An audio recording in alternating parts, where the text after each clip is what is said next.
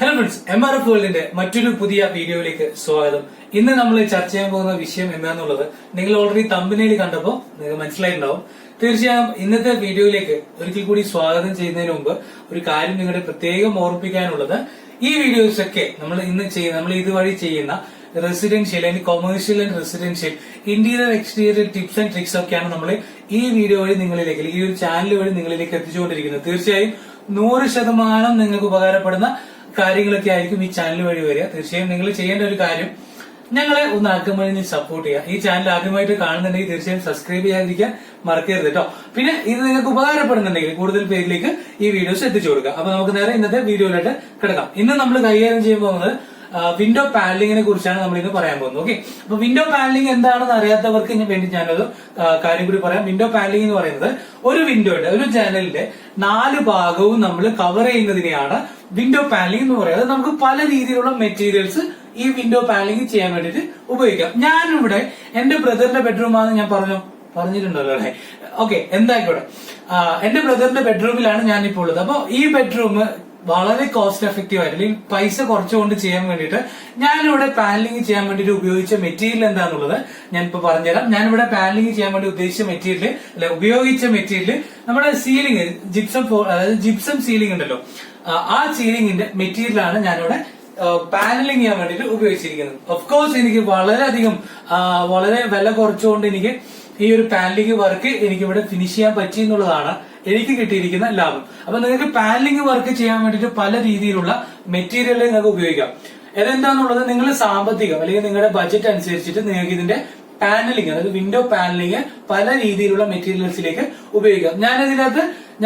ആദ്യമേ ഞാൻ പറഞ്ഞു എനിക്ക് എന്റെ ആവശ്യം എന്നുള്ളത് കാണാൻ ഭംഗിയും എന്നാൽ പൈസ വളരെ കുറച്ചിട്ടുള്ള ഒരു സംഗതി ചെയ്യണമെന്നായിരുന്നു. സോ അറിയാലോ, കല്യാണവും കാര്യങ്ങളൊക്കെ എല്ലാം ഒറ്റത്തടിയാണ്. അപ്പോൾ കാര്യങ്ങളൊക്കെ ചെയ്യണം, അതിനകത്തായിട്ടുള്ള എക്സ്പെൻസ് കാര്യങ്ങളൊക്കെ ഉണ്ട്.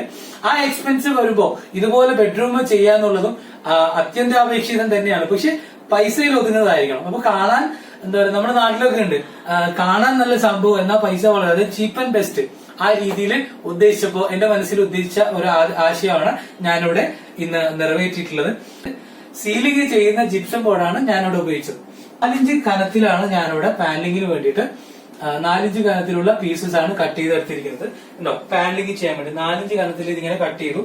എന്നിട്ട് ഞാനിത് ചെയ്യാൻ വേണ്ടിയിട്ട് പുറത്തുനിന്ന് ഒരാളെ കൊണ്ടുവന്നിട്ടില്ല. ഞാനിത് ഫിറ്റ് ചെയ്യാൻ വേണ്ടിയിട്ട് ചെയ്തത്, എന്തായാലും നമ്മൾ ബെഡ്റൂമിൽ സീലിംഗ് ചെയ്യുമല്ലോ, ആ സീലിംഗ് ചെയ്യുന്ന പണിക്കാരെ കൊണ്ട് തന്നെ അതിന്റെ പീസ്, അതായത് ഇത് എക്സ്ട്രാ പീസ് ഇറക്കിയിട്ടല്ല ഞാൻ ചെയ്തത്, സീലിംഗിൽ ബാക്കി വന്ന പീസ് കട്ട് ചെയ്തിട്ടാണ് ഞാനിവിടെ പാനലിംഗിന് വേണ്ടിയിട്ട് ഉപയോഗിച്ചിരിക്കുന്നത്. അപ്പൊ എനിക്ക് എന്തൊക്കെ കാര്യത്തിൽ ലാഭം വന്നു? ഒന്ന്, നമുക്ക് പുറത്തുനിന്ന് ഒരാളെ കൊണ്ട്, നമ്മളിപ്പോ ഒരു പ്ലൈവുഡ് ആണ് ചെയ്യുന്നത്, അല്ലെങ്കിൽ ഒരു മരമാണ് പാനലിംഗിന് വേണ്ടി ഉപയോഗിക്കുന്നുണ്ടെങ്കിൽ നമുക്ക് ആശാരി വേണം, അതുപോലെ മറ്റുള്ള, അതായത് പോളിഷ് കാര്യങ്ങളൊക്കെ ചെയ്യാനുള്ള ഒരാൾക്കാർ നമ്മൾ എക്സ്ട്രാ കൂട്ടേണ്ടി വരും. ഞാനിപ്പോ ജിപ്സം സീലിംഗ് ചെയ്യുന്ന ഒരാളെ കൊണ്ട് തന്നെ ഈ ജിപ്സം, ബാക്കി വന്ന ജിപ്സം കൊണ്ട് പാനലിംഗ് ചെയ്തപ്പോ അത്രയും കോസ്റ്റ് എനിക്ക് അവിടെ ലാഭിക്കാൻ പറ്റും.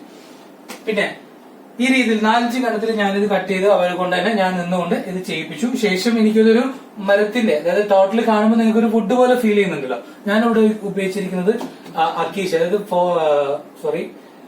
ഫോറസ്റ്റ് അക്കേഷ്യ ആയതുകൊണ്ട് ആ ഒരു വുഡൻ ടച്ച്, അതായത് ഒരു ബ്ലാക്ക് ഇഷ്യൂ വരുന്ന ഒരു വുഡൻ ടച്ച് ഉണ്ടോ, ഫോറസ്റ്റ് അക്കേഷ്യാണ്. ഈ ഒരു വുഡൻ ടച്ച് എനിക്ക് വിൻഡോ പാനലിംഗിൽ കൊണ്ടുവരണം എന്ന് നിർബന്ധമുള്ളതുകൊണ്ട് ഞാനിവിടെ ചെയ്തത് ആദ്യം ഒരു മാറ്റ് ഫിനിഷ്, ഒരു യെല്ലോയിഷ് മാറ്റ് ഫിനിഷ് പെയിന്റ് ആദ്യം നമ്മളിവിടെ കോട്ട് ചെയ്ത്, ശേഷം വുഡൻ, അതായത് ഡിസൈൻ, ഒരു മരത്തിന്റെ ടച്ച് തോന്നിക്കാൻ വേണ്ടിയിട്ട് നമ്മൾ പെയിന്റിംഗിൽ മിക്സ് ചെയ്തിട്ട് ഇവിടെ വുഡന്റെ ഒരു ഗ്രെയിൻസ് കൊടുക്കുകയാണ് ചെയ്തത്. സോ ടോട്ടലി നമ്മളിത് വർക്കൊക്കെ ചെയ്ത് ആഫ്റ്റർ ഫിനിഷിന് ശേഷം നമ്മൾ ഈ കാര്യങ്ങൾ നോക്കുമ്പോൾ ശരിക്കൊരു മരം ചെയ്ത്, അതായത് ഒരു മരത്തിന്റെ പീസ് ചെയ്ത ഫീല് എനിക്ക് ഔട്ട്പുട്ട് നമുക്ക് കിട്ടിയെന്നുള്ളതാണ്. അപ്പൊ ഒരുപാട് ആൾക്കാർ എന്നോട് ചോദിച്ചിട്ടുണ്ടായിരുന്നു കല്യാണത്തിന് വന്നപ്പോ, നല്ല രസമുണ്ട്, ഈ മരത്തിന് എത്ര പൈസയായി, ഇത് ചെയ്യാൻ എത്ര പൈസയാന്നുള്ളത് പലരും ചോദിച്ചിരുന്നു. ഞാൻ വെള്ള ചുമ്മാ തട്ടി 10,000-20,000 രൂപയൊക്കെ ആയിട്ടുള്ളൂ, നമുക്ക് വേണമെങ്കിൽ കുറച്ച് ചെയ്യാം എന്നൊക്കെ തട്ടിയിരുന്നു, ഒരു തമാശ കേട്ടോ. അപ്പോ ആൾക്കാർ തൊട്ട് അടുത്ത് വന്നപ്പോഴാണ് അവർക്ക് മനസ്സിലായത് ഇത് മരമല്ല എന്നുള്ളൂ. സോ നിങ്ങൾക്കും ഇതുപോലെ വളരെ ചെലവ് കുറിച്ചുകൊണ്ട് പാനലിംഗ് ചെയ്യാവുന്നേ ഉള്ളൂ. ചെയ്യേണ്ട കാര്യം ഇത്രയേ ഉള്ളൂ, നിങ്ങളൊന്ന് ബുദ്ധി ഉപയോഗിക്കുക. ജിപ്സം സീലിംഗ് ചെയ്യുമ്പോൾ ജിപ്സത്തിൽ പീസ് വരുന്ന ബാക്കി വരുന്ന പീസ് ഉണ്ടാവല്ലോ, ആ പീസൊക്കെ പരമാവധി യൂട്ടിലൈസ് ചെയ്തുകൊണ്ട് നിങ്ങളുടെ വിൻഡോസിന് കൊടുക്കാം. അപ്പൊ ഇതുപോലെ വിൻഡോസിന് കൊടുക്കുമ്പോൾ നിങ്ങൾക്ക് അവിടെ പൈസയും കാര്യങ്ങളൊക്കെ ലാഭം വരും. പിന്നെ ഇത് ചെയ്യുമ്പോൾ ഏതൊരു നല്ല കാര്യം ചെയ്യുമ്പോൾ അതിനകത്തൊരു ഡ്രോബാക്ക് ഉണ്ടാവല്ലോ. നമുക്കിപ്പോ പൈസ കുറച്ച് ചെയ്യണം എന്നുള്ളതാണ്. ഇത് എന്താ പറയാ, കംപ്ലൈന്റ്സ് ഇല്ലാന്ന് ഞാൻ പറയുന്നില്ല, കംപ്ലൈന്റ്സ് വരുന്നുണ്ട്, ഡ്രോബാക്സ് ഉണ്ട്. അതെന്താന്ന് പറഞ്ഞാല് നമ്മൾ പുട്ടി പെയിന്റ് ഒക്കെ ഇട്ടിട്ടാണ് നമ്മൾ എന്താക്കണ്ടേ, ഈ ഒരു അതായത് സീലിംഗിന് ഓൾറെഡി നമുക്ക് പുട്ടി പെയിന്റ് ഇട്ടിട്ട് പെയിന്റ് ചെയ്യണം. സോ ആ പെയിന്റേഴ്സിനെ കൊണ്ട് തന്നെ ഞാൻ ഈ പാനലിങ്ങിനും കൂടി പുട്ടിയിട്ട് പെയിന്റ് ചെയ്യിപ്പിച്ചു. ശേഷമാണ് നമ്മൾ മാറ്റ് ഫിനിഷ്, യെലോയിഷ് മാറ്റ് ഫിനിഷ് കളർ നമ്മൾ ഇതിന് കൊടുക്കുന്നത്. ശേഷം അതിന്റെ ഗ്രെയിൻസ്, വുഡിന്റെ ഒരു ഗ്രെയിൻസ് ഞാനിവിടെ ക്ലിയർ ആക്കിയിട്ട് പണിക്കാരെ കൊണ്ട് ചെയ്യിപ്പിച്ചു. അപ്പൊ ഞാൻ പറഞ്ഞു വന്നത് ഇതിന്റെ ഒരു ഫോൾട്ട് എന്ന് പറയുന്നത്, അതായത് ഭാവിയിൽ ഇതിനൊരു പ്രശ്നം വരാൻ സാധ്യതയുള്ളത്, നമ്മൾ ഈർപ്പമുള്ള ചുമരും കാര്യങ്ങളൊക്കെ ആണെങ്കിൽ ഒരു പക്ഷെ ഇതിന് ഫംഗസ് വരാൻ സാധ്യതയുണ്ട്.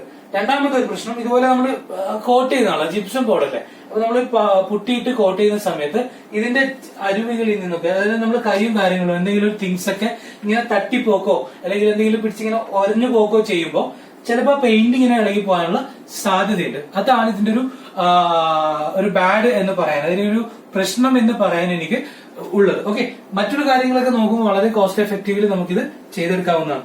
അപ്പൊ ഞാൻ ആദ്യമേ പറഞ്ഞു, പാനലിംഗ് ചെയ്യുമ്പോൾ ഒരുപാട് രീതിയിലുള്ള മെറ്റീരിയൽ നമുക്ക് ഉപയോഗിക്കാം. ഞാനിവിടെ ഉപയോഗിച്ചിരിക്കുന്ന മെറ്റീരിയലിനെ കുറിച്ചാണ് ഇന്ന് നിങ്ങളോട് ചർച്ച ചെയ്തത്. ഇത് വളരെ കോസ്റ്റ് എഫക്റ്റീവ് ആണ്.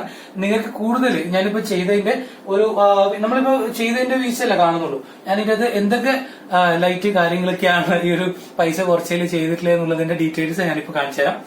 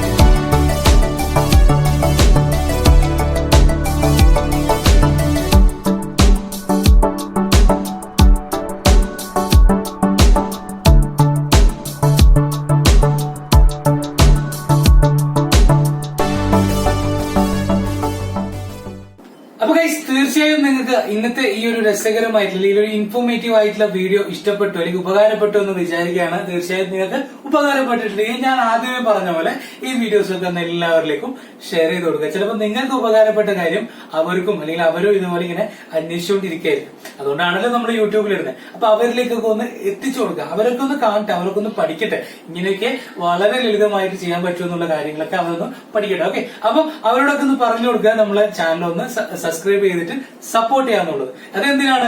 കൂടുതൽ ഇതുപോലെ രസകരമായിട്ടുള്ള അല്ലെങ്കിൽ അറിവും ഇന്റീരിയർ എക്സ്റ്റീരിയർ ആയിട്ടുള്ള ടിപ്സും ട്രിക്സ് ഒക്കെ പഠിക്കാൻ വേണ്ടിയിട്ടാട്ടോ. ഓക്കെ, അപ്പൊ നമുക്കൊരു പ്രചോദനമാവും. നിങ്ങളിങ്ങനെ പ്രചോദിപ്പിക്കുമ്പോഴാണ് നമുക്ക് ഇതുപോലെ രസകരമായിട്ടുള്ള അല്ലെങ്കിൽ അറിവുകൾ അല്ലെങ്കിൽ മെത്തേഡ് കാര്യങ്ങളൊക്കെ നിങ്ങൾക്ക് എത്തിക്കാൻ ഒരു ഇൻട്രസ്റ്റ് വരുള്ളൂ. സോ ഇന്നത്തെ വീഡിയോ നമ്മളിവിടെ വൈൻഡപ്പ് ചെയ്യുന്നു. അടുത്ത രസകരമായിട്ടുള്ള അല്ലെങ്കിൽ അടുത്ത വളരെ ഉപകാരപ്പെടുന്ന മറ്റൊരു വിഷയമായിട്ട് നമുക്ക് വീണ്ടും വരാം. പിന്നെ മറ്റൊരു കാര്യം പറയാനുള്ളത്, നിങ്ങൾക്ക് ഇതിനെ കുറിച്ചിട്ട് കൂടുതൽ സംശയങ്ങളും കാര്യങ്ങളൊക്കെ ഉണ്ടാവും. ചില എത്ര പ്രാവശ്യം നിങ്ങൾ ഈ വീഡിയോസ് തിരിച്ചും മറിച്ചും കണ്ടു കഴിഞ്ഞാലും ചില ഭാഗങ്ങൾ ഞാനിപ്പോ വിട്ടുപോയിട്ടുണ്ടാവും പറയാൻ വേണ്ടിട്ട്. അതായിരിക്കും നിങ്ങൾക്ക് ചിലപ്പോൾ സംശയമായിട്ട് വരുന്നുണ്ടാവും. നിങ്ങൾ എന്താ ചെയ്യണ്ടേ? ഈ വീഡിയോന്റെ അടിയിൽ കമന്റ് ആയിട്ട് അതൊക്കെ രേഖപ്പെടുത്തുക.